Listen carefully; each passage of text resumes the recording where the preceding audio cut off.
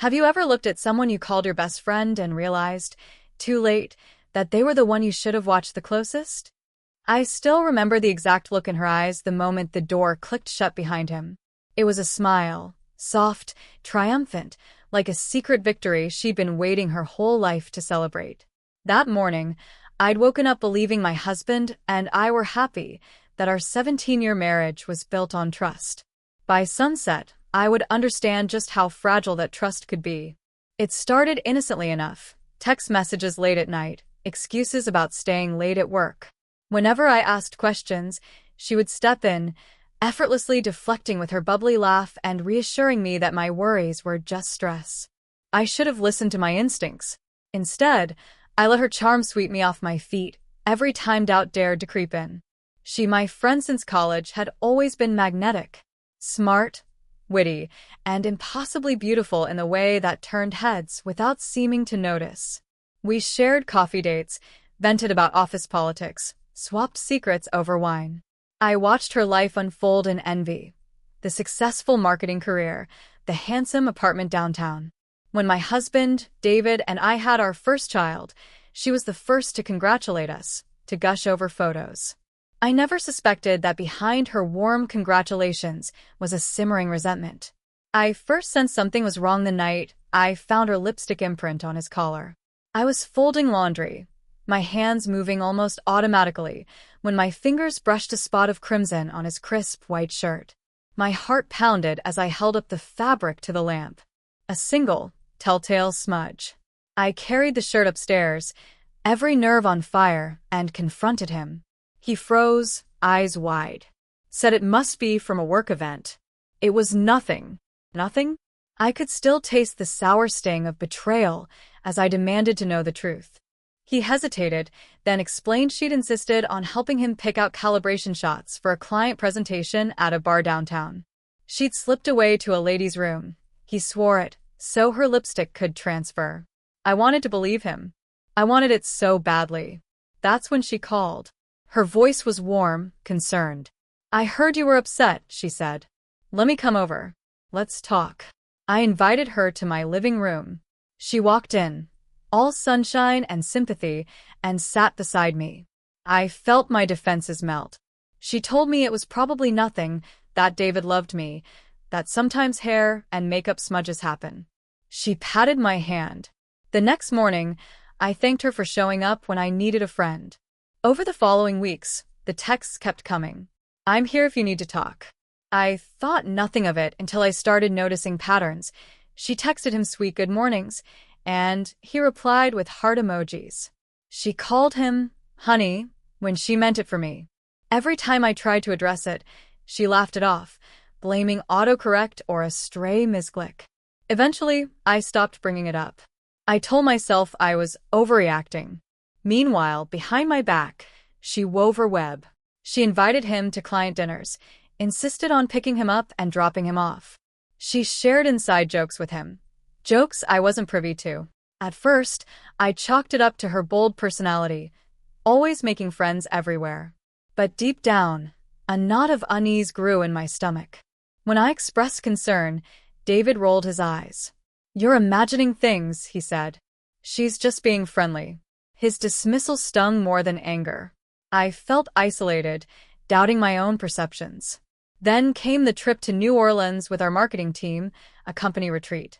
I watched them from across the ballroom, the way he looked at her, leaning in close to hear her laugh.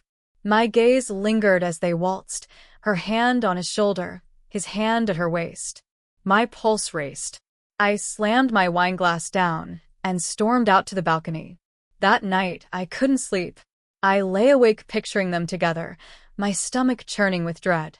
And in the small hours, my phone buzzed with a message from her. "Can we talk? Please.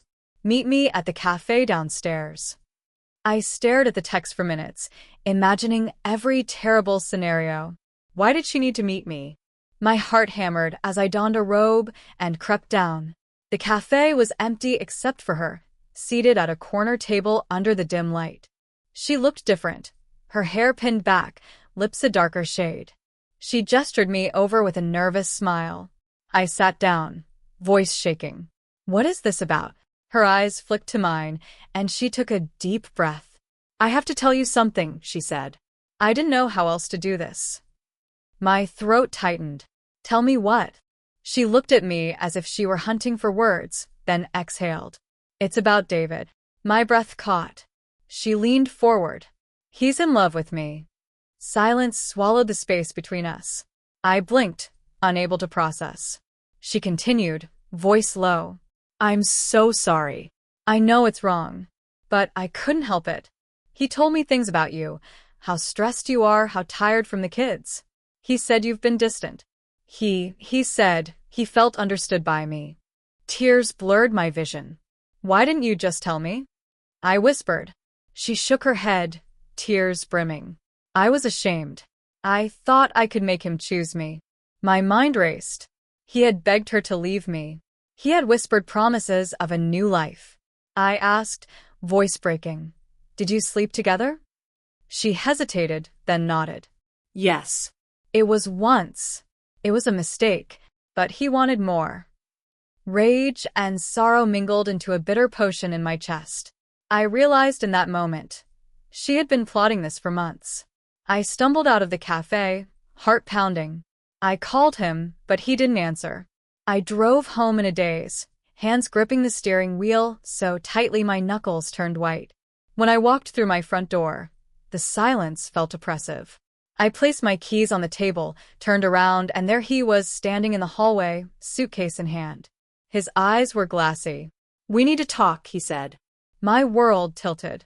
He confessed everything, how they met for just coffee, how it spiraled into late-night rendezvous, how he'd fallen for her. He claimed he felt alive in her presence. I listened, numb, as he apologized half-heartedly, as if saying sorry could stitch together my shattered trust. I felt my shoulders slump. He looked at me, hopeful. "Can't we try to fix this?" His words hit me like stones. I realized then that I had a choice, to beg for forgiveness in a broken marriage or to reclaim my dignity. I told him to leave. I watched him walk out, suitcase dragging behind him, and for the first time in weeks, I felt something, relief. In the days that followed, I confronted our mutual friends. They'd seen the signs but didn't want to interfere. I learned how many red flags I'd ignored. The secret texts, the unscheduled coffee breaks, the excuses. I asked myself, how could I have been so blind? Slowly, I began to heal. I sought therapy, leaned on my sister, and rediscovered parts of myself I had neglected for years. I found anger, yes, but also strength. I learned that betrayal doesn't define you, how you respond does. The hardest lesson was forgiving myself for trusting her in the first place. But I did. Bit by bit, I reclaimed my life. And now, I know you're sitting there, thinking, it could never happen to me. But betrayal doesn't ask for permission. It shows up unannounced, in the smiles of those you least expect. So pay attention, trust your gut, and never let anyone, not even your best friend, dim the light inside you. When the door clicked shut behind him for the last time, the silence that flooded my home was deafening. I stood in the hallway, the weight of his suitcase still fresh in my memory, and realized that the life I thought I knew had dissolved overnight. In its place lay a landscape of broken promises and jagged regrets, but also, faintly, the possibility of something new. I spent the next morning sifting through the remnants of our shared life, photographs, bills, notes in his handwriting. Each memento stung, but I set aside the ones that felt too painful, deciding to box them up and donate them. If they weren't worth fighting for, they weren't worth keeping. My first act of reclamation was cleansing my environment of his echoes. That afternoon, I met with my sister at the small cafe, where I'd once found comfort in sugary pastries and gossip. She greeted me with open arms and the kind of knowing look that only family can give. Without needing words, she led me to a table and poured me a cup of tea. I clutched the warm mug as tears broke free. "I'm so sorry," she whispered. "I wish I'd known sooner." Her apology could not undo what had happened, but it reminded me I wasn't alone. Over the next hour, she listened as I spoke the truth out loud, how deeply I'd hurt, how foolish I felt, how angry I was at both of them. By the time I left, my shoulders felt lighter. Sharing my pain, rather than burying it, was the antidote I needed to start breathing again. The following weeks were a blur of self-reflection and small, steady steps forward. I called a therapist recommended by a friend from work, someone skilled in navigating betrayal trauma. In our sessions, I learned to distinguish between my own voice and the guilt-laden whispers planted by my former husband and my ex-friend. I reconnected with old hobbies, painting watercolors and morning runs in the park, activities I had abandoned when motherhood and marriage consumed me. One afternoon, as I jogged beneath the swaying oaks, I realized I felt something I hadn't in months: anticipation for the day ahead. The sun filtered through the leaves, dappled on the path, and I smiled without forcing it. That was the moment I understood healing wasn't a destination but a journey, measured in moments like these. Meanwhile, news of the affair had spread through our social circle.